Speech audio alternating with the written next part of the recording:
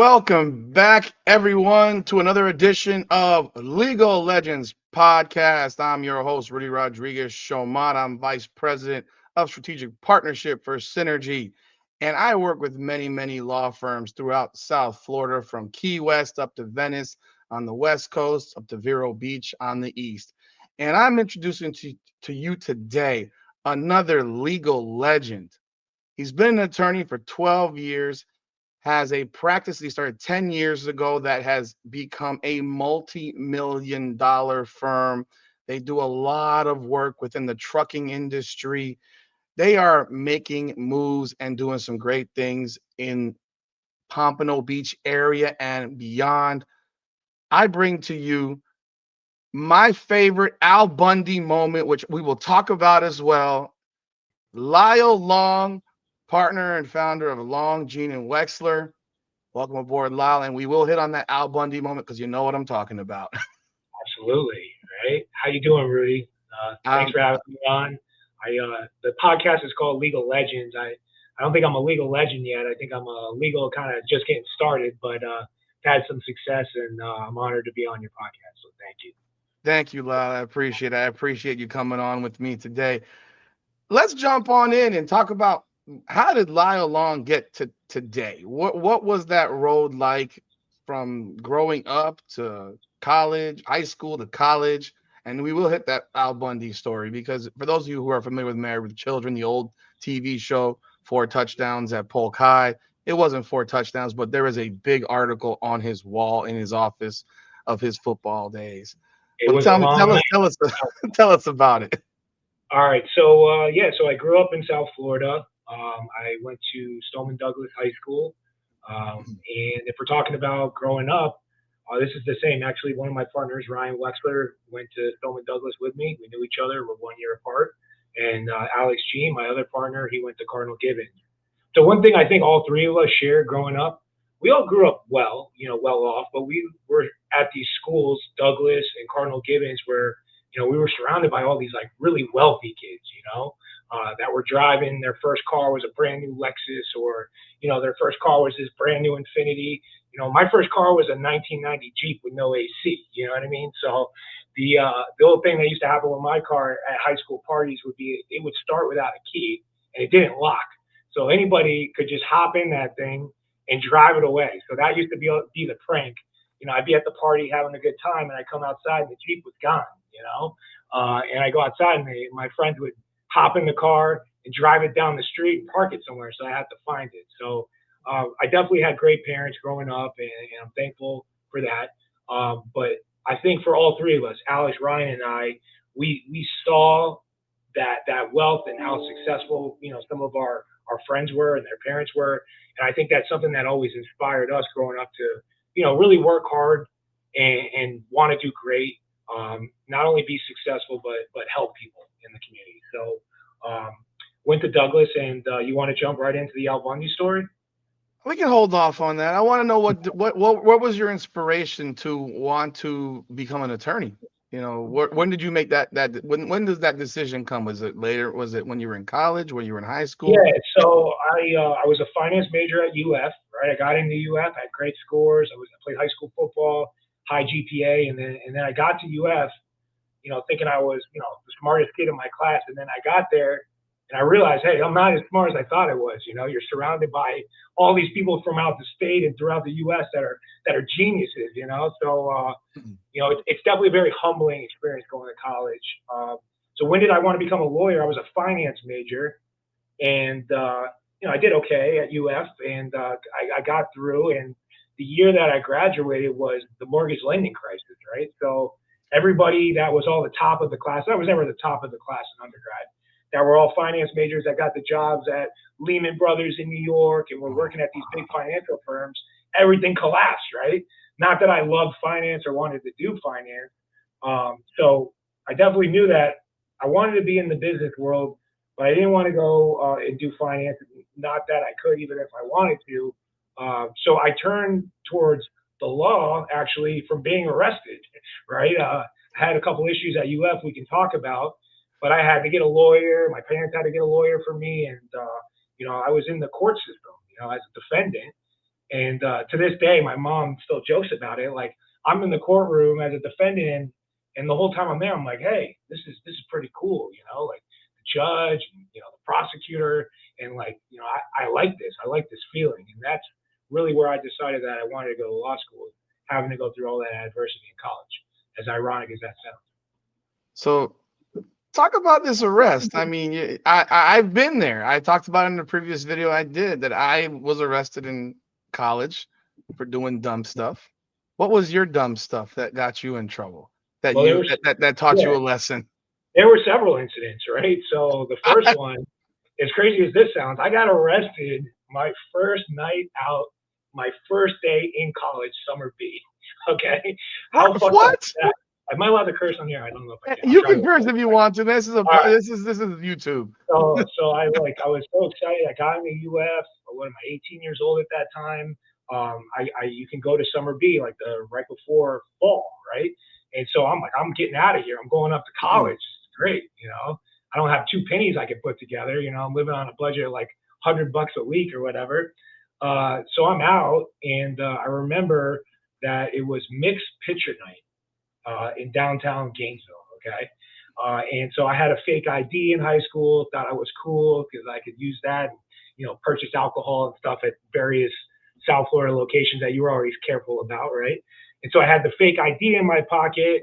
First night out, it's mixed pitcher night at a bar in downtown Gainesville. And lo and behold, of course, Gainesville PD knows that all the freshmen are coming up. They have no idea what's going on. So the main bar or club where everyone's going out that night, it's staked out. There's police everywhere, but I don't think anything of it because I don't know what the hell I'm doing. I'm a new kid up in college. So I go in there, I walk in, I show my fake ID. I go to purchase my first, it was mixed pitcher night. So, get your big picture. I'm holding it. I turn around. Let me see your ID. Right? Bam, handcuffs immediately. And I wasn't the only one. They had literally like a chain gang of us. And I remember that Gainesville PD had like like one of their offices like right in downtown Gainesville, but the actual police station was far. It was all the way out in the outskirts of Alachua.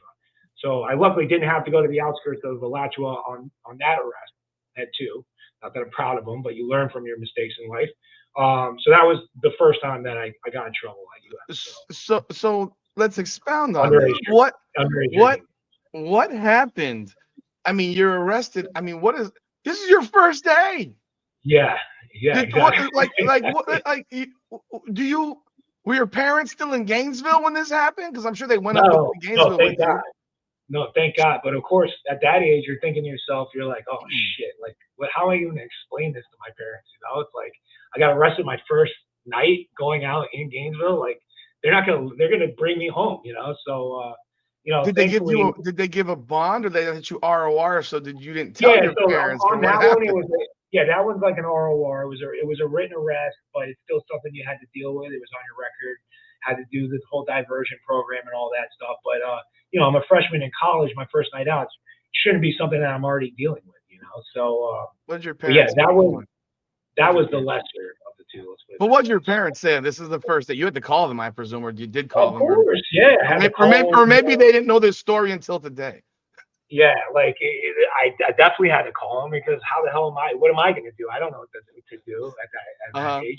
So they wanted to kill me. My mom was always the disciplinarian growing up.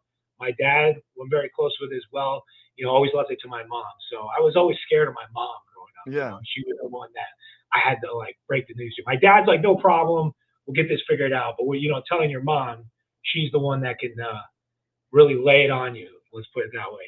And so I would say that I learned my lesson, but I didn't learn my lesson because I had a couple other incidents in college that we can talk about.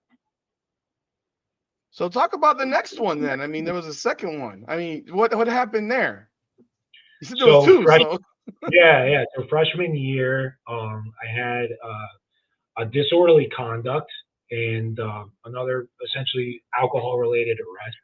I had an ex girlfriend, and we were arguing in the parking lot, walking out of a club, and while we're arguing, I don't know that there's a police officer right behind me, sees the argument, comes and tackles me from behind into a car, puts me in handcuffs.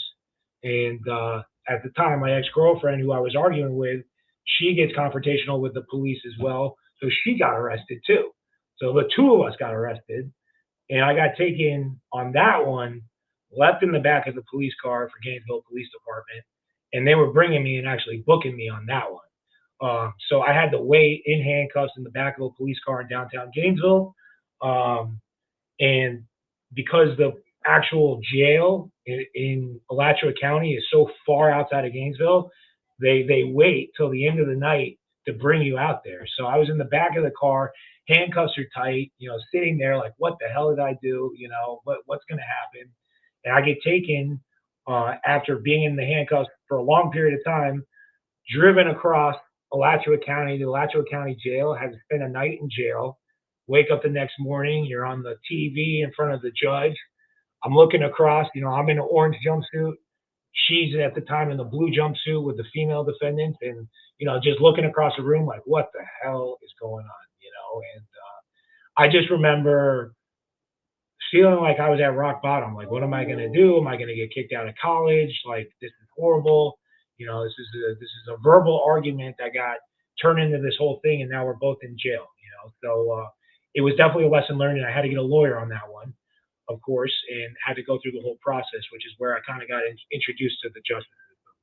So you get arrested for having an argument, not Yes, not anything, not like you're having an argument and an officer tackles you from yeah, behind. yeah. So the charges were disorderly conduct and resisting arrest without violence were my two charges. They could So literally arrest anybody in Gainesville going to a football game then based on that. listen. I was drunk. All right, nobody's doubting that. It's freshman, sophomore Okay. year in college. She was drunk. I was drunk. We were arguing. We were being loud, but the charges that I got and going to jail on that, I just thought it was excessive, in my opinion. You And thought it was I excessive. knew, yeah, Excessive. and I knew in Yeah. that, yeah. So I had to go through the court system, and when I did, part of my plea deal, like I did the diversion program, I had to go to classes during the day, and then they put me in like an anger management course at nights with like the community of Alachua County. So like I'm a student, and I'm here, getting to see the full community of Alachua County of people that are like batterers or like beating their spouses or in on like felony charges and stuff. So I had to do this for, I don't even remember how long it was, like 10 plus weeks, where I'd be going to class, studying finance during the day, and then going at night to, essentially an anger management course. So that was quite the experience for sure. Hey, what are you in for? Arguing. Yeah, yeah, exactly. that's Exactly. just that's wild. So parental reaction to that one. Oh, horrible. I was Mm. close with her family, my family. It was a whole disaster. So, But what happened with her? Did she have the same situation, or did it? we went. We it was on again, off again. Eventually, it didn't work. She went to FSU. I went to UF. I don't even know what we were doing. It was destined to never work. But did But she get the same? Did she get the same punishment you yeah, got? she had to go through a process too. I don't recall exactly what happened with her, like if she had to go through the whole program like I did, but it was definitely something that I knew that I went through that I never wanted to have to go through again. I can It was imagine, especially when you're sitting in a jail cell overnight and you're like, yeah, oh no, this doesn't yeah, work. This doesn't work. yeah, So we can jump back in. I mean, in high school, you were a football player in high school.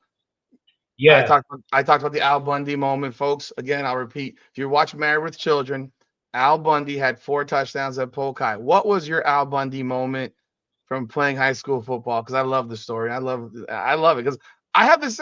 I have a whole book of every football game I ever played. yeah. Every article, even if my name wasn't in it, it's in a book. Every game we played. So Yeah, tell me. everything I learned in life, you look back and the adversity that you face, you learn so much on the football field, and going back in time, it's like, wow, like the challenges that you face trying to, overcome injuries and being tired, and going against opponents that may be more athletic than you. It's a really challenging experience that helps you grow into being a man. So I never played a down of football going into freshman year, right? I went to walk onto the JV squad. I didn't even make the starting JV squad, right? I was skinny kid, could never put on weight. Um, but I love football, and I knew that I wanted to play football, and I put in the work, in the gym, training, working out on the field, learning the game, and even though I never played down a JV, by sophomore year, I gained some size in the weight room, and I had some coaches that saw my hard work and effort. I got elevated to varsity my sophomore year, so never played it down a JV, and then here I was a starting outside linebacker my sophomore year, um, Wow. playing with all the older kids, and I went to Douglas, right? So hey, we have some talent at Douglas, but you look at you're a football guy, you know the community here, we were in the same division as Ely, Deerfield Beach. We played Plantation. We Yeah. played BA. I mean, we played some really good schools and played against some really good talent. A lot of these cats are in college and had potentially some careers in the NFL. Yeah. So we got to play against a lot of talent, and I got to play 3 full years of varsity football. So my Al Bundy moment, of course, which I have framed on my wall. It's a Sun Sentinel article. It says it was a long night, like my last name. In my junior year, we had a good squad. We made the playoffs, and it was what BA. We played BA, and it was their homecoming game. It was right before the playoffs. We already had enough wins to make the playoffs, and I had a pick six, right? Where I intercepted the ball. It was a deep outside route. I had my head on a swivel, as I was trained, drop back into the zone. I never had the best hands. I was a linebacker, so when that ball came, it was a seed. It was a really fast ball trying to hit that deep out, and I was able to get underneath it and catch it in stride. And I had a interception return for a touchdown. I had 2 picks that year, but that one felt great because it was at their homecoming game right before we made the playoffs. So, I'm getting all the props from the players on my team. We scored another touchdown pretty close in time, and we ended up winning that game. And so I had a Sun Sentinel guy there after the game, and I was amazed. He came up to me after to do my interview. I was like, "Whoa, this is cool." I'm just a high school kid, worked his way up to varsity. I'm getting interviewed on the Sun Sentinel. So I still have it framed on my wall. It says, I'm sorry, it wasn't BA, it was Piper. Look, I'm getting old now. It was Piper. It says Douglas Corey, Teos Piper, and has a big picture of me tackling the quarterback that I picked off. And, I always have that on my wall because it's a lesson to me that, hard work can really benefit you in the long run of life, which is cool. No, You put in that's the work, awesome. it shows the benefits on the field. So That's awesome. You'll have that moment. You have that moment forever. People who never played high school football, and as most of us, our high school football playing days are the end of our football playing days because you can't yeah, just go get 12, 22 guys and go to a park with pads and helmets and referees. Say, let's go play some football. It's the one yeah, sport where it's like it's when it's it's over. over, It's over, and they tell you and that, and they tell you you know, that, and but you and don't that's what believe it. But you yeah, don't believe it because you're a kid, and we're not this. We're dumb when we're kids, and we think like I remember. I'm sorry, but I remember my last high school football game, and we got the dirt kicked out of us. We oh were in a yeah, playoff game. We lost 45-3 up at LaBelle. LaBelle was oh ranked man, number one in the state of Florida. We were a 2A school, and the year before we were, and I didn't understand the year before. The year before we played Pahokee, and oh back man, then, talent Pahokee right there, had monsters on their team. There's by the lake, but these guys are bred to play football. It's what they do. yeah, And so many of yep, those guys, I mean, people who don't know Belle Glade, Glade Central, Pahokee, you're talking about the Anquan Boldens of the world that come out of that school. His brother played when his older brother played when I was in high school, and he was a freshman, and this guy was 6'6", 300 pounds as a ninth grader, oh and yeah, he's line and I didn't play very much my junior year, but I got in the game in this, and I got this. I'm 5'10", 175, playing on the defensive line, yeah, and we got yeah, this massive human being in front of me who's 14 years old, and he cut blocks me. oh my god, And I'm sitting gee, here, I'm being prepared to get driven back 10 yards, and he cut blocks. I'm like, what the heck just happened here? But when at the end of the game, when I'm seeing, the seniors and they're crying because they know they're not playing football anymore, most of them, I'm sitting there like, I don't know why they're crying. Like, but the yeah, next year, you realize when we're getting drop kicked at LaBelle, and we always played the higher competition. But these middle 2A schools in the state of Florida, it wasn't like it is today, where Chaminade is loaded with D1 Yeah. after D1 after D1. Chaminade in my high school year stunk. Like they were Really? trash. Yeah. Wow. Yeah, American they're proud. Heritage American Heritage was a 5-5 school. They weren't Jeez. this massive monster program. They were good 5-5, 6-4, 7-3, but they weren't Mhm. putting out these state championship teams. E- the team that, I mean, obviously the team that was good was Aquinas was still good, but they hadn't even hit their heyday of dominance. Um, Bosa and brothers and and such, you know. Gibbons was good, but they weren't even on that level. So because it was still public schools were the dominant programs. And when you Yeah. left South Florida, those public schools in the middle of the state of Florida, they would kick our ass largely, Yeah. you know. Yeah. So when we're losing to LaBelle, who was undefeated, and the game is over, you're like, damn, I don't have practice tomorrow, you know. Yeah. And well, for a minute, you're like, man, my body hurts, and I'm good. A few months later, you're like, I want to play football again, and they go to spring Exactly. football the next year, and you're like, I'm not out there. And that's when it really, really hit. Like, I'm never gonna do this again. This sucks. Yeah. Over. you know. Yeah. Yeah, So I'll tell you a quick story. So we played Ely every year. Never beat Ely. We always played Ely hard. And mm, I was on defense. I was a captain my senior year. And I remember two of those years we held them pretty low points. Our offense just couldn't get it going. And I remember going into those games when Ely played, and the whole community comes out, right? And we'd be yeah, making that right down the mhm, street from my office here, right? yeah. Coming down Atlantic and making that turn. And the bus driver would be like, I'm a sophomore. They're like, put the windows up. We're like, put the windows up? What do you mean? What are you talking about? I like, put the windows up, come down the street, and there, pop, pop, pop, pop, just rocks getting thrown at the bus as we're coming What? in and going out. You know what I mean? And it's like, Jesus. you were going into a dogfight, right? And the community comes out, and it was like, you gotta really step up to that level of competition and know what you're getting into. And we always played them hard. And I remember one of those games that some of the players came onto our bus afterwards, and they came on and they were like, "Yo, I just want you guys to know, you guys played your hearts out. You played hard." And I remember hearing that, thinking to myself, hey, you guys beat us again, but it was nice to hear a team with much superior talent than ours recognizing our level of discipline and how hard we played. So I always thought that was cool. What year was that when you were playing? Because I mean, I covered high school sports for many many years. I covered the Blanche Ely teams of Tyrone Moss, and rest in peace to him. Andrew Bain, who's a judge in Orange County, Yeah, and he went to University of Miami. Cyron Wims, who was on that team. That was, I think, the 2002 team. I think no, yeah. around So you know oh better 01, than me. 102. Yeah, I Yeah. graduated in 2005 from high school, so I played from 2003, 2004, 2005. I was on varsity. So Okay. and Yeah. then Deerfield had some really good players on those teams. Mhm. Plain Patriot had some really good players on those teams.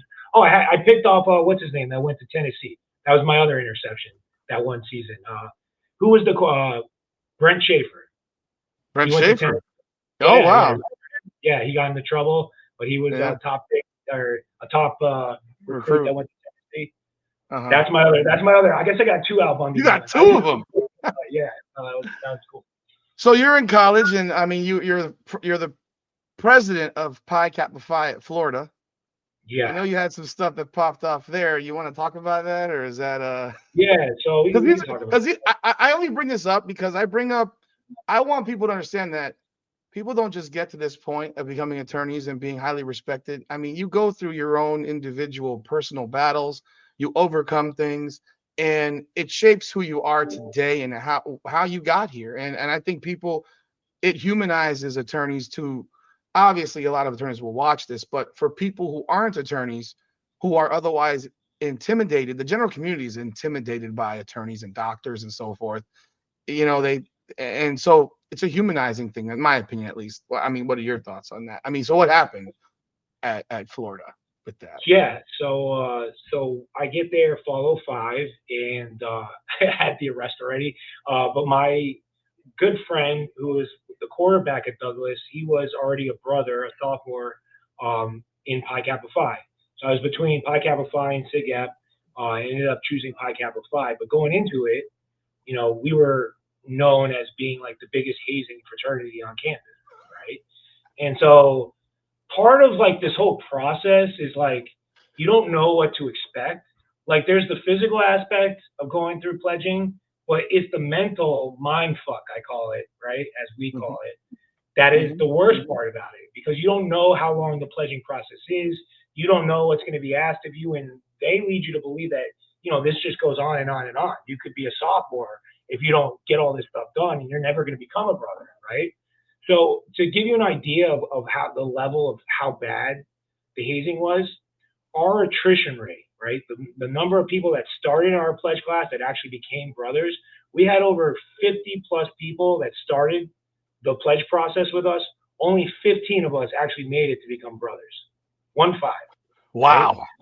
So you can do the percentages on that, but it's pretty remarkable. Less than And a that kind third. of yeah, that kind of just shows you what you're dealing with. And so, I played football and I've been through a lot of adversity on the field and working out and, running and doing all the calisthenic stuff.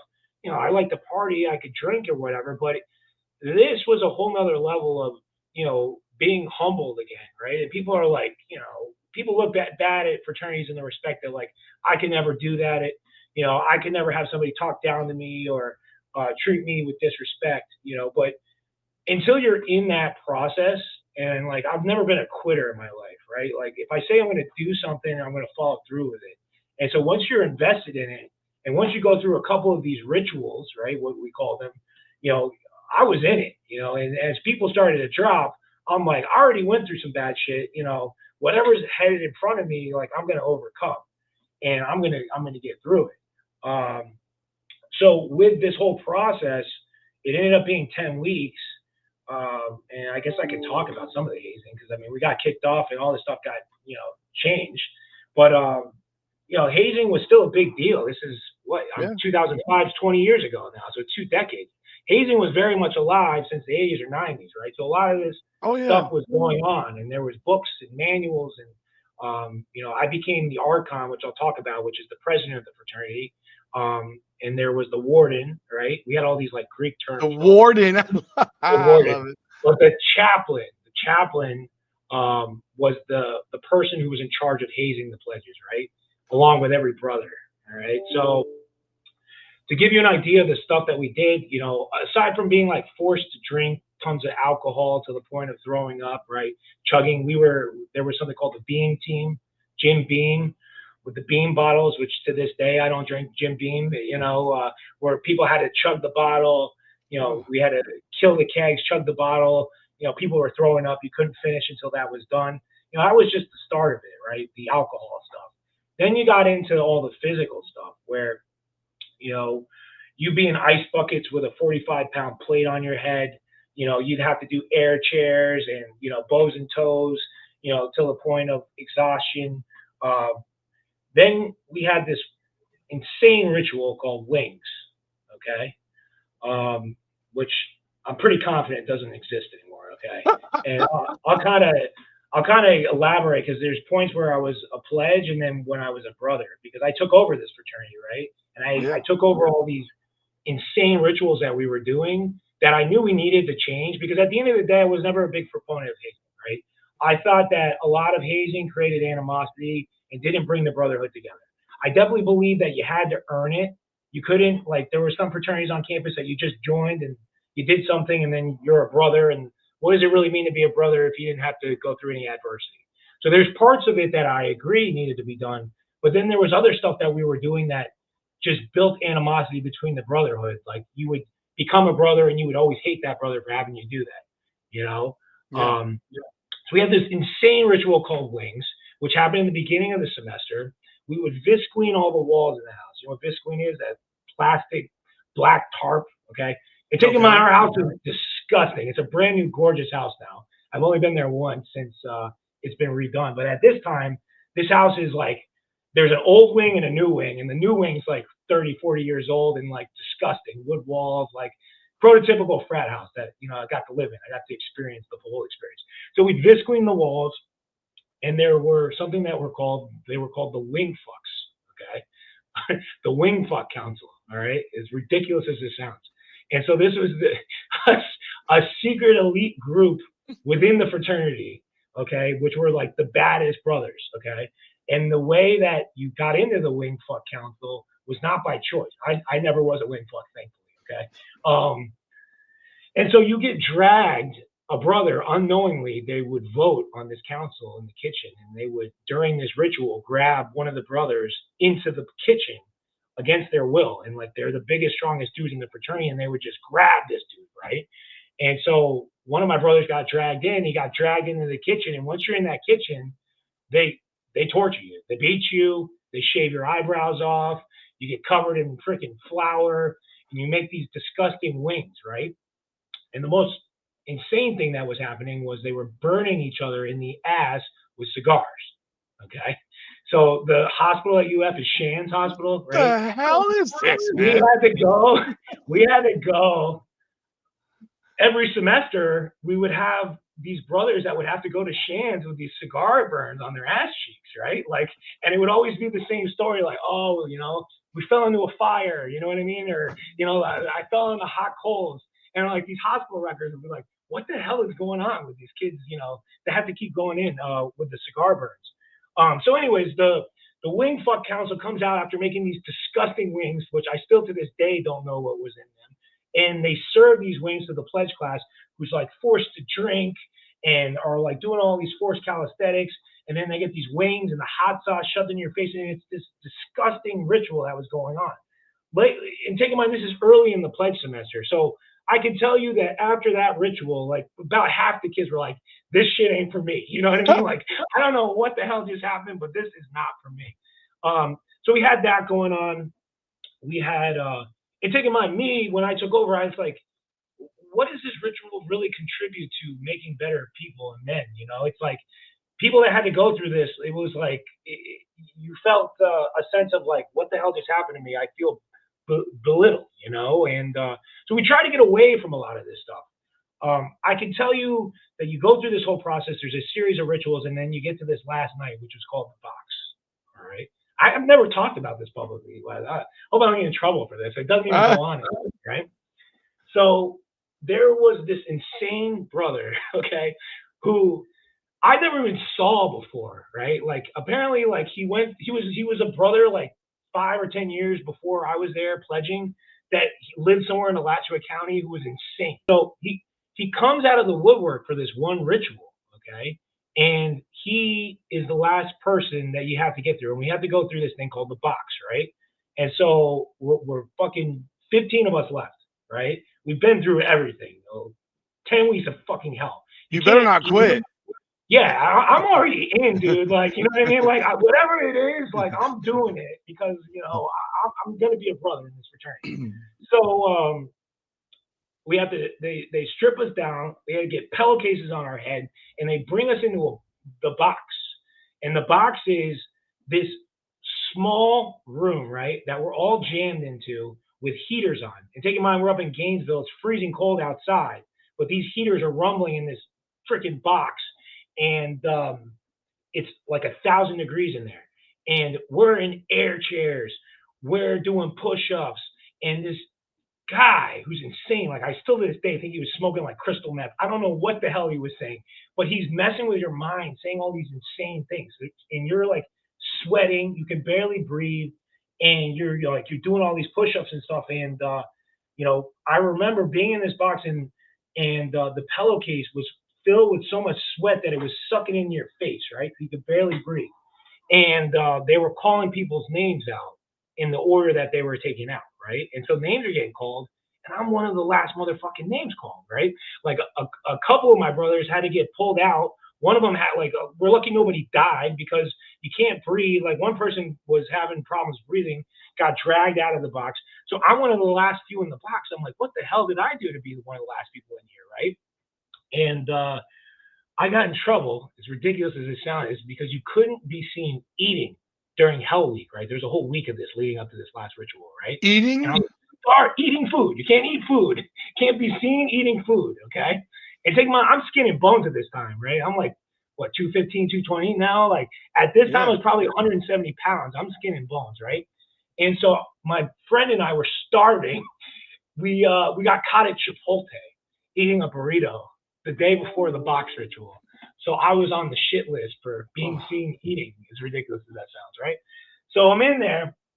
My name finally gets called. I'm like, holy shit, it's my time, right? So I get called. He's like, give me 50 podcast push-ups. And this insane guy, right? So I'm down, I'm doing push-ups. I got a pillowcase on my head, sweating my ass off, right? And he has one of those giant like metal spoons that is like you use to stir like soup with, right? The story's insane. I can't believe I'm talking about this. Right? So he's stirring soup. He has and this I didn't spoon. know this story. People, I did not know this story at all. I've never talked about this before. All right. So he has this fucking spoon, this giant metal spoon, right? And he goes, give me 50 podcast push-ups. And like, I don't care what was needed. I was getting the fuck out of that box because I couldn't breathe, right? So I start doing the push-ups and he's lacing into my back, bare skin with a giant metal spoon, like whack, whack, whack. And I'm telling you, at that point, I was just taking it because I was like, I got to get out of here. I'm doing my 50 podcast push-ups and I'm getting out. So I get out. My big brother at the time, who was the quarterback that I told you about from college, Steve, he had like some kind of family vacation, so he wasn't there. You're supposed to get out, and your big brother's supposed to be there, but he wasn't there. So my grand big brother was there, his big brother, right? I get out, and I'm taking the pillowcase off. I'm like, oh, I can finally breathe. Everyone's there. You're like, oh, you made it. You're a brother. And they look at my back, and they're like, oh. They're like, what happened?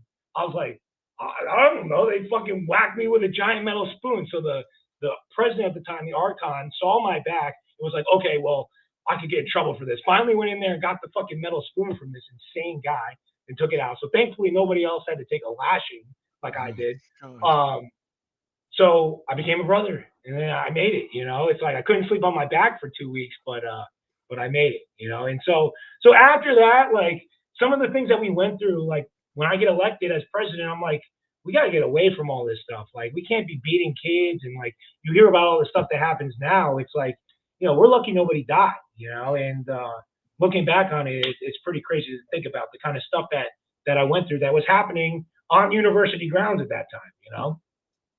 But you almost got tossed, right? From Yeah. when? So I get elected. So I got to, you know, I've always taken pride in being a leader and, you know, people trusting me, right? Because that's what it really comes down to. I was a defensive high school football captain my senior year. And when they asked me in the fraternity to be Archon, they asked me as a sophomore, right?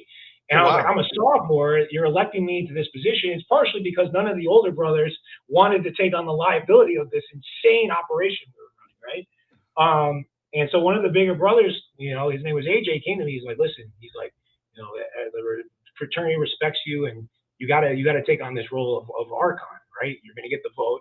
You're gonna be the president. I was like, all right. I looked up to him. I was like, okay, all right, I'm going to do it, right? So I get elected, and I take on this role, and a lot of these rituals that we were doing, we were trying to get away from, right? We try to curtail that wings ritual that I told you about, you know, so that less people were doing the insane things that we talked about earlier. I tried to get away from what we were doing with the box and some of the other stuff that was going on. And so we were making progress, right? We were improving the fraternity on campus, you know, making better relationships with, you know, I got in the Florida Blue Key, which is a very prestigious organization at UF. I was, you know, one of the first podcasts that got in a long time. So, you know, we were making some headway there.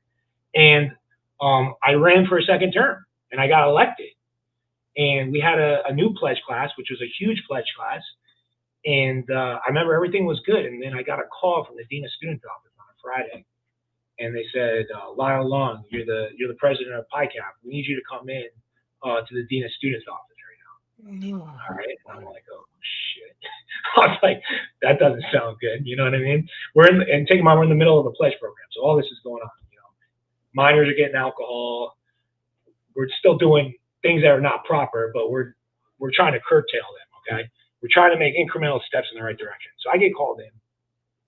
And I remember my vice president at the time. I was like, bro, you're coming with me because I'm not going to the dean of students office by myself. You don't got to say anything, but I'll be the one talking, but you got to come. I'm not going in there alone. And so this is an administrative proceeding, right? So the university can do whatever the hell they want. You don't have any rights. You don't have no right to remain silent or anything like that. You know, you're a student at the university. You got to go in and answer questions. So I go in there, and they put the tape recorder on the counter. They just like set it down and they start recording me and they start interviewing me there, right? And they start asking me questions, very pointed questions. They go, what's going on? Are you guys still hazing? I'm like, we used to do that stuff. I'm trying to protect the fraternity, of course, but I'm also trying to protect my candor as well. So, I'm like, they're asking me pointed questions. Is this stuff still going on? And I'm like, well, we used to do a lot of these rituals, like waterfalls with the alcohol and all that stuff, but we're getting away from that. They used to go on. Then they start asking specific questions, which is how I knew that they knew everything. Someone We had a snitched. snitch. We had a snitch. I'll tell you. So they started. So they go. So tell us about wings. I was like, oh, Oh, about that, about that. So I'm trying to protect the fraternity, but at the same time, they already had everything they needed, right? And so what I learned was there was a pledge in the pledge class who was unhappy with something that happened to him, who was weak, so let's call it what it is. He couldn't make it through. He was getting picked on, and he told his mom. Mom called the university, and he told them everything that was going on for the weeks that he was there. So the crazy thing was, for a period of time, we didn't know who it was, right?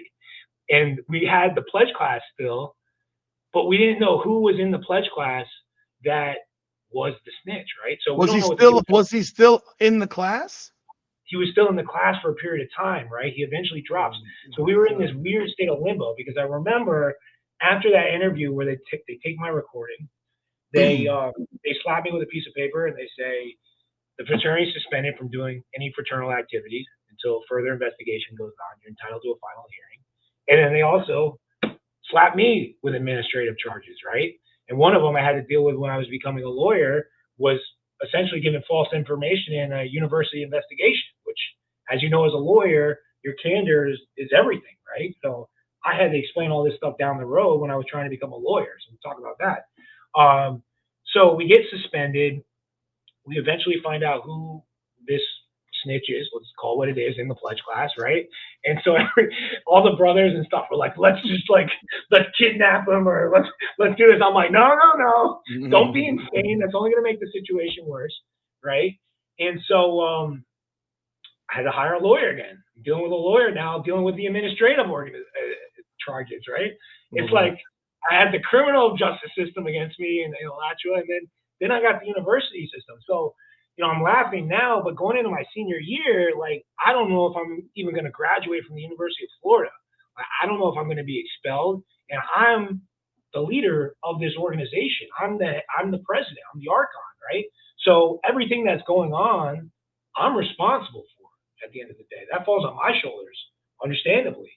So I'm going to take the fall, even though I was trying to change a lot of this stuff. I'm still allowing a lot of this stuff to go on. It's vicarious liability, right? And so there were other brothers that were named in this report, right? So 7 or 10 of us, right, that all had university charges we had to deal with. All had to get lawyers. All didn't know if we were going to graduate. Meanwhile, if we're going back in time, this was University of Florida's heyday in sports. Tim Tebow, Al Horford, Billy Donovan. We got Urban Meyer. I mean, we're living the dream. We got 4 national championships going on. Let's stop there for one second before you continue. Yeah. This is going on where Aaron Hernandez is allegedly potentially offing people. Correct. Yeah, there's but they're going after the fraternity. Yeah, they're going after the fraternity. Exactly. So we got all this stuff going on, right? So what happens? So what happens is of course I have my lawyer negotiate a plea deal. It's became in the papers. I'm in the Alligator and the university papers. Lyle Long is the head of a hazing organization. You know what I mean? It's like XYZ's occurring on the university grounds. Like, it was this whole thing, And I again have to tell my parents, like, sorry, I fucked up again, mom and dad. Hopefully I can graduate. So going into my senior year, it was a deal was reached where I had to be suspended for a semester. And the best thing I remember my lawyer told me to do is I had a bunch of credits going into my senior year, so I didn't need a bunch of classes. He said, take some summer classes, just enroll in like 1 or 2. And the deal was that I had to get suspended for a semester. I got suspended for that summer, right, for that class, right? And thankfully it wasn't fall my senior year. because we won the national championship in football. So I ended up, getting suspended for that semester. I had all these other conditions where I had to speak to the other members of the Greek community. All right, so we had to meet every week with my brothers, with at the dean of students office, and come up with an anti-hazing campaign where we could talk Oh about Lord. other alternatives to hazing people, aside from making them drink alcohol and forced calisthenics and all this stuff, right? So we had to do that for a whole period of time. I got suspended for a semester, and then I had to do this whole presentation to the Greek community, talking about all the mistakes we made and how we recommended doing different things, and fell on the sword. Thankfully, I did not get expelled from that university, from UF, and I remember at that time, in order to get tickets for all the game, it was a pool, right? You had to put your name in, and like you're not guaranteed season football tickets. But I got season football tickets my senior year, and I even got tickets to the national championship game, which was then the Orange Bowl that year when Tim Tebow, won the national championship. I got But to go to that but graduation. you're not getting them if you're suspended. Yeah, Exactly. exactly. So, Oh in my the end, God. That like, I learned, and was definitely like, hey, I fell into this position of leadership, but dealing with risk management and dealing with the adversity of all that, and it's a lot of the mental aspect of it too. Like, what if I do get expelled? What am I going to do? And what's going to happen with me? It's scary, at that time, because you're just a kid. You're just coming into manhood, trying to figure out who you're going to be and what's going to happen. yeah, I mean What doesn't break you makes you stronger, as they say. I've been there. I mean, I was a president of my fraternity chapter at FIU, Yeah, you're a and friend, right? we went through. I mean, the pledge. I pledged my fraternity at Florida State, but when I transferred, they have a chapter down here, and I went through similar situations at both schools where Yeah, someone snitched on the pledge class, and actually, when I was at Florida State, it was actually a Florida A&M pledge that snitched on the line. So what ends up happening is Tallahassee's small, so the graduate chapter is dealing with two chapters and now trying to figure out what's going on. So that made a mess, and then come down to Miami, and you know, I was the president, and then I graduated, and we had developed a pretty strong chapter down here for Phi Beta Sigma, and then we had a situation where I was the graduate advisor. I'm 24 years old. Like yeah, I'm still an yeah. You're idiot. still a kid. You're still Yeah, a kid. I'm Yeah, still a kid, and so I'm not at all trying to get these guys in trouble, even though it's technically my responsibility to make sure that they act accordingly. But I'm 24 years old, and obviously I knew what they were doing, but I had told them, look, you got to be smart. You can't cross yeah, certain lines, and lots of lines got crossed, and for sure. I get called into the dean's office, and I'm a Oh, so you've been graduate there. already. Yeah, you know. I got a Yeah, college degree already, so like I don't yeah, technically have to go. I mean, I don't owe you anything. But my president, who got called in, and who came in who was the president after I was, and he gets called in, and I get called in. We got called in separately, no less. And I mean, they got photographs. They got exactly. photos. I mean, Yeah, this one kid, I mean, again, this was 2001. So this one kid was a small dude and got messed up real bad with the paddle, and was told that if he hadn't gone to the hospital, he could have died. yeah, And it was one of those things where you like you just need to tell the truth and get this over with, because if you're going to lie about it, you're going to make it worse. And they made it worse because they all lied yeah, when they got in there, and we had a couple of people that got suspended from school who were pissed off, and they the and I told them when they did like in our fraternity, they have a come out show, like a probate show, a step show. I'm sure you saw them at Florida when you were there at some yeah, point. yeah, yeah. So I've you'd seen your have a dad. step show, and Yeah. I told them, don't bring him to the step show. He couldn't walk. Like, Oh you're man. just bringing your evidence to the step show. Like, what is wrong with you? Don't bring him Mm, to the step show. They brought him to the step show. Everyone now sees this kid's being carried because he's can't walk. And yeah, it was something where like you can't be that foolish. And yet at the same time they're claiming that he did karate, so he got injured doing karate. It was like, nah, like not Yeah. the dumbest person on earth wouldn't think that this is karate related. And so guy was like 5'4", 130 pounds. Yeah. You know, Yeah. and so it's one of those things where I remember this type of thing, and the chapter got suspended, I think, for 2 years from the school, or 3 years. And Yeah. um, and I took a hit because I was a regional officer within my fraternity. Yeah. I had to resign from regional officer positions because Exactly. Exactly. I was a vice president of my graduate chapter, and I'm sitting here saying I got a bunch of grown ass men. I'm 24, and they're all like wiping their hands, acting like they had nothing to do with it. And I'll never forget that. It bothers me to this day because of how much time I put in. I'm still financially active within my fraternity, but I can't say that I'm physically active because I just it bugged me. It really bugged me a lot. And that people, and while you did your best to try to protect people, I did the same, and yet people didn't try to protect. I didn't feel like people try to protect me, I and got and you. it hurt, Yeah. and it hurt me here because of I have a freaking tattoo of this on my arm, and I got still stuff all over my house, and but no, hazing is so different now, and they don't. I mean, you go to jail. Forget that. Like you Yeah. end up in So, jail. and you hear about it in the news now. I know there's somebody at FSU that died. Yeah, That was the PICAP. I didn't talk enough about the chapter. The downfall of everything was that we got the death sentence for a fraternity. It was a 4-year suspension. yeah. And so they wiped out our entire chapter. No But membership left. say that they rebuilt it. They got a brand new house.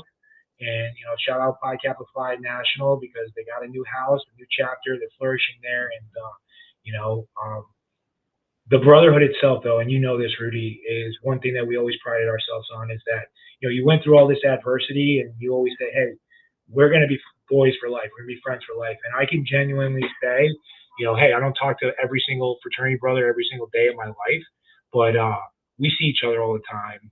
We pick up right where it left off anytime we see each other, and we're genuinely, all still very close with each other. Hmm. And those are friendships you're going to have the rest of your life, which is, a beautiful thing. No, my best friend is a member of my fraternity, and I met him when I was at Florida State. I mean, my best friend is actually a member of my fraternity. So yeah, I completely agree with you.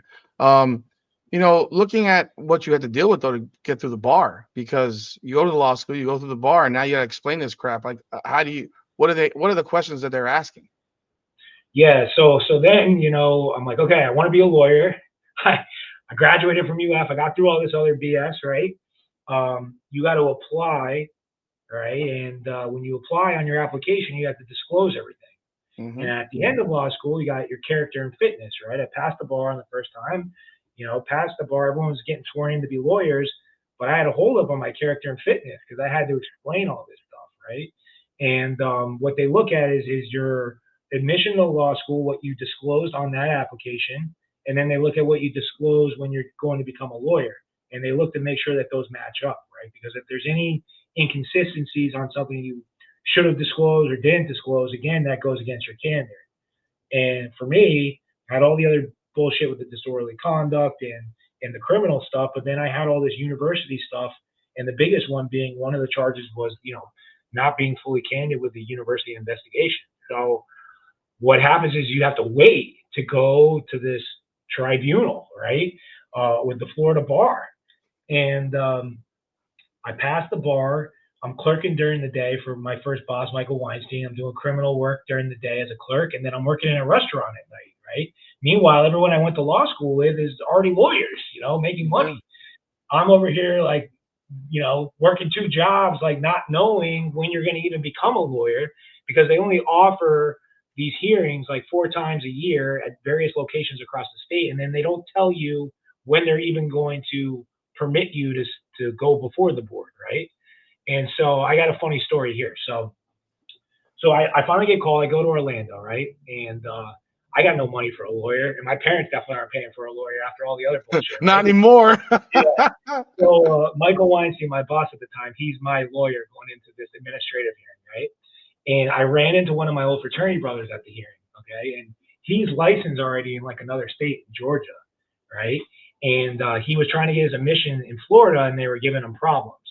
And so before he went to the hearing, he wrote this long, nasty letter to the bar, like, this is outrageous. Like, I don't know why I'm getting called in this hearing, and blah blah blah blah, and raising all these concerns, right? So I see him before. I'm like, all right, man. I guess I'm in this room. You're in that room. I'll talk to you after, right? So I go into my room. Same thing. It's a tribunal. I'm scared as shit. Like, because they same thing, tape recorder, and they're allowed to ask you anything that's ever Yeah. happened in your entire life, and you got to be fully truthful and candid. And I'm like thinking back, I'm like, oh Lord, what are they gonna ask me? What am I gonna say? It's horrible. So I walk into my tribunal, and it's three, like, I describe them as frat guys, right? They're like older lawyer frat guys, right? Like, I couldn't have gotten a better board, right? So I walk in, three frat guys. Michael Weinstein sits down, and he talks about himself for the first 10 minutes and how his dad's a judge, and all this stuff. Talking like hyping me up and saying I'm good, right? So when they finally start asking me some questions, they're like, "What do all these events have in common?" I was like, they were all alcohol related, and I've done a much better job of not getting intoxicated to the point where I'm making bad decisions, and I got my life together, right? Bomb. 1 week later, I'm cleared, right? I was like, oh my God, thank God. I asked my buddy, I was like, how was yours? I was like, mine went well. He's in there for 2 hours, right? Let's just say his board, his tribunal was the complete opposite of mine, right? And so they're like, we got the letter, and they drilled him, right? And he was getting admonished, everything under the sun. And I see him afterwards. I'm like, so how'd you go? I'm like, I think mine went well. He's like, mine didn't go well, man. I was like, oh man. So he had to wait like another full year before they licensed him in Florida. So Oh, they did. They it's did scary. but they did license him though. They did, but he Okay. had to wait like another year. I got cleared like a week later, which is No, which is crazy because I remember working in a law firm in '05, and we had a new lawyer coming out of law school, and she was working for our firm, and I think she went to, if I remember, she went to Ohio State, and she had a DUI when she was 20, yeah. and she's 27, and Oh my god. and Yeah. they made her wait a year, and Exactly. I'm sitting here like, have like we all watch Law and Order. Yeah. We all watched Jack McCoy drinking whiskey in his office after the trial. Yeah. No, And there's exactly. and most law firm lawyers' offices typically have a couple of bottles from gifts given and stuff, because Yeah. you Exactly. need it. It's like, this was a rough day type Yeah. of thing, you Exactly. know. But Exactly. I just thought it was like, that's a bit excessive to have someone wait because of something that happened when she was 20 and she's Yeah. 27 now. It was It's just weird. scary because you go through law school, you It's your have all these career. people It's like your life. Nova. Yeah, it's your life. I went to Nova. I didn't have 2 pennies to put together. I got all these student loans. Yes. I took out loans to support myself throughout law school. So it's like, if I don't become a lawyer, like, what the hell am I gonna What the do? I'm gonna be upside down. Like, it's crazy. So it's definitely very stressful. But overcoming that, and becoming a lawyer, you're like, oh my god, it's just like another obstacle in your life that you're like, oh my god, I made it. But then you make it there. But then you're at the bottom of the totem pole trying to figure out what you want to do with your life, in the legal practice. And you're a public defender for a couple of years, you mentioned, Yeah, to so me, great. Yeah, and the now, 2 years at the PD was great. You get and to be in court every day. You get to try cases. They teach you about actually using the rules of evidence in everyday courtrooms and trials, and you get actual clients, and you go to jails, and you meet with them, and all these experiences. Like, I tell everybody, like, when you start your career, if you want to try cases and you want to be a lawyer, definitely either go to the state or be a public defender, because you learn so much doing that, and it's such a rewarding experience. your partnership with your partners, Alex and Ryan. I mean, you guys couldn't be any more different in That's very personality. I true. mean, I don't think Alex eats a carb, because Exactly. he's like so Exactly. slim and just. And I remember he Yeah, you told me got an he eight lost a pack. bunch of that he lost a Yeah, bunch of you got weight, an but eight pack. How the hell do you have an 8 pack at our age? It's crazy. he doesn't eat a carb. His suits fit like perfectly. Like, there's no anything. And then you have Ryan, who is a basketball referee, and Yeah, is like and has that New York Italian. mafia, but is a Jewish guy from Coral Springs Park. You know, Exactly, you exactly. So know. we got this diverse clique where it's the three of us who came together, and it's a beautiful thing. You got Alex, who's Haitian, speaks fluent Creole, went to Mm, Gibbons, UCF, and also Nova Law, and then you got Ryan, who I knew from high school, and we got to reconnect when we both became lawyers and became partners. And we always joke. We got the white guy, typical waspy white guy, myself.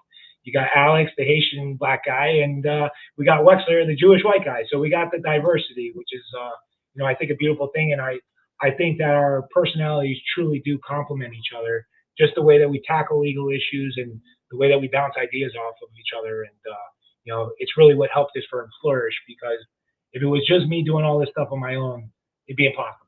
I got two great partners that help me make decisions every day from running the business, from preparing for trials to dealing with clients. There's so many issues that you deal with on a day-to-day basis, and the three of us have really come together to help this firm flourish. and you have an office administrator who has been with you throughout. It seems like, I mean, since I've known you, she's been there. Jess, I mean, you Yeah, guys yeah, can't exactly. Jess function. has been with us since the beginning. We were just a one-room office, and she's been there. She's done everything from reception to being a paralegal to doing HR. Now she does our bookkeeping. Like this law firm wouldn't function without Jessica, and we're thankful that we have her. And it's really cool to see how we've all grown up as the firm has done better. So have we. As human beings, as men and women. Just kind of coming into our own, which is a beautiful thing. And there'd be no way that it would happen without the four of us. I should say she's like the fourth partner.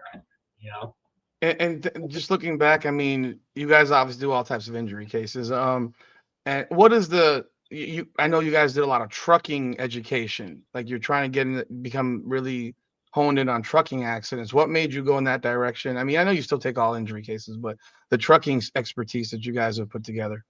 Yeah, so with trucking, it was really Ryan initially who went to the National Trucking Conference and kind of got introduced to some of these bigwig lawyers that are just specialized only in trucking cases, right? And the thing with trucking is that you usually have these big injury cases because these are very dangerous instrumentalities on a road, right?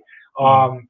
And there's usually big policies, right? Because these are big corporations that are hiring people to ship and deliver cargo and when a crash occurs, all these various levels of liability can arise aside from just treating it as a simple motor vehicle crash. So Ryan was initially the one to go to the conference and kind of bring some of that back to us. And, Alex and Ryan have now gotten more involved with trucking because, I've gone to the conferences and, got to meet all these big time lawyers that are doing these cases. And it's remarkable. And, you know, we talk about all this stuff in terms of how big Amazon's gotten, for example, right? With this next day shipping.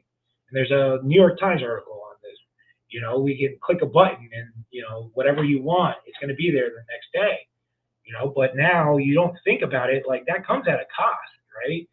And different companies, whether it be a trucking company or different organizations, they're cutting corners with safety in order to get these products in front of you day to day. And because of that, they're putting drivers behind the wheel that maybe aren't qualified enough to drive, such a heavy vehicle, right? They're keeping people on the road too long. Maybe the truck itself is not up to where it needs to be as far as standards and safety. So there's a lot of different angles that you can take on these cases, and we've definitely been diving more into the trucking litigation as one of the things that we're focusing on here at this firm. Looking at you had your Christmas party in December. And this is like a reflection question. Sure. I went to your Christmas party in December. It's at the rooftop there at the Hard Rock, and I mean, when you got you didn't prepare it obviously because you would be impossible. I mean, Jessica Yeah, did so out thank did you for preparing all that. It's yeah a lot yeah. of work. But Yeah. looking at a party like that and that event, when you got there, were you even in yourself in some level of like, wow, this is I could not could you have ever envisioned? Because I remember a few years ago, you had one in Delray Beach, and then you had one last year. I think it was on a yacht, but I couldn't go because I had an event that I had something with my kids that night. But thinking about that and looking back at where you guys have come from, where you were to where you are now, and having a Christmas party that's at the Hard Rock, and you had these two huge those statue like light nudes, and Those you are have a cool. Yeah, silent auction, you have a massage therapist, a barber. I got my head shaved, and I got a massage yes, there. I mean, yeah. the food was fabulous, the event was awesome, and you're like, what can we do next, really? Like that's Yeah, I mean that's the thing, right? You mentioned it, right? We started at like just a small little dinner, and then as we grow, we keep doing it bigger and bigger. It's like, where are we going to next? And it's a good question because you're always looking forward. How am I going to get better? What can we do different? We want to grow and scale and do it in the right way and hire the right people. But at the same time, a lot of life, you don't sit there and like look and say, wow, like we made it, and like look at all this stuff we've accomplished, because we're always looking forward. And so yeah. a lot of what I try to do, and Alex and Ryan and I, we talk about this, is like, look at where we have come from to where we're at now. We got such a bright future if we keep working hard and keep working together. But at the same time, you got to think and live in the moment and be thankful for everything that you've accomplished, which is a great thing. When you look back, it's like, hey, when I was not knowing if I was going to graduate college, looking to where I am now, it really is a remarkable and rewarding thing, which I'm thankful And for. and now your mom and dad say what? Yeah, I mean they go, yeah, you were a real pain in the ass, but they're real proud of you, so it's a beautiful thing. Do you ever think you're gonna outgrow your office in Pompano? Because I mean, it's not a huge building, but maybe you end up with the entire building at some point. Do you envision ever getting to that level of size, or are you happy with the size that you are at right now and So feel we got the comfortable? billboard now. We're doing the pay per click. We're growing everything on social media. Our plan is, Pompano has been very good to us. It's Mhm. not overly saturated with other lawyers. We're in between Fort Lauderdale and Palm Beach, where we do Mhm. most of our cases. We handle cases throughout the state, but we're in a good area, and Pompano's been very good to us. Right? We still get walk-ins. We do a lot for the Pompano community. We give out turkeys. We do as Yeah. much as we can for here. So the plan would be, as we grow, the next move for us is we like to buy this building, right? We re-signed our lease, so it's not happening in the next year or two, but we do have the first right of refusal on our lease, and the next move for us as a business would be to actually buy the building that we're in now. Oh, that's So we would, awesome. You yeah. are, So we're, and I must announce that you are a new daddy again. You have a 3 month old or a 4 month old now. I yeah, so mean, I want to give a special thank you. I haven't talked about my wife at all, so she's gonna kill me if I don't talk to her. well, I got a beautiful, loving wife at home, Jennifer Long. I love you. I got a baby girl, Olivia. She's 3 months old at home. I got my older son Cam, and we actually just got a dog too. mhm. Um, so it's a full house, and I'm very blessed and thankful. What I mean, what is I mean, what is the re-experience, the reintroduction to changing diapers? You got a How has baby that at been? home. You got I a baby at know. home. Hey, you know what I'm to do. reflecting with you. My son's going on Yeah, 8 months on he's 8 months tomorrow. So, but the dealing with the crying and the lack of sleep and all that yeah. stuff. So I can say this go around, let's call it that, because my son's 4.5 now. We went into this knowing what to expect, and we had the night nurse for the first couple of weeks to help with the sleep Okay. schedule and all that, and we kind of were a lot more prepared going in this time around as far as the Hmm. feeding and all that stuff and the diaper Hmm. change. So it's been, so far pretty smooth sailing. My wife has help at home that helps, in the afternoon so I can work. So I'm dropping my son off at school. So you got to make modifications to your schedule in your life. Hmm. I can't go to CrossFit at 6 a.m. now. I got to drop my son off at school. But we're making it work, and everything's going well, and I feel blessed that I have two healthy kids and an amazing wife. So So when do you go to CrossFit? I go at night now. We got help Okay. at night, so I had to switch it up. I go, instead of like 6 in the morning, I'm going at 6 at night, which is, I'm getting used to it. So it's good. I would see your videos early. I'm like, what? How do you guys wake up so damn early? Like I go to bed when some of y'all wake up. Like I go Yeah. to bed at 3, 4 o'clock in the morning. Y'all are waking up and getting ready to go to the gym and stuff. It's just I've never been a morning person, so that's always been a problem for me. Yeah, no, it's once you get into the schedule, it's doable. But Mhm. like everything in life, you gotta modify as different things happen and come in your life. So, Lyle, I appreciate you coming on. Tell people where they can find you, Long, Gene, and Wexler, where they can find you on social media, where your office is, website, all that good stuff.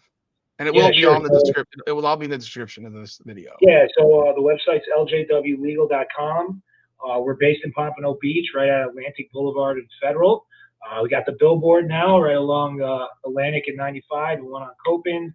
Um, I got two great partners, Alex and Ryan. So shout out to them. And, you can find us on social media or just check out the website. Just Google it.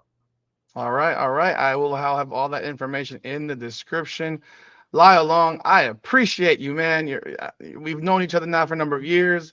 We've chopped it up at dinner at these different conferences, and I appreciate your friendship and the fact that you work with Synergy and have faith in Synergy and helping you guys out with liens and bills. So God bless you, my friend. I'm very happy for your success. I'm very happy for what I know will be coming in the future.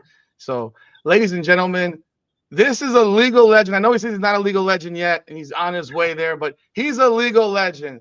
Lyle Long, Long, Gene, and Wexler. Until Rudy, next time, we will see you soon, folks. Thank you so much.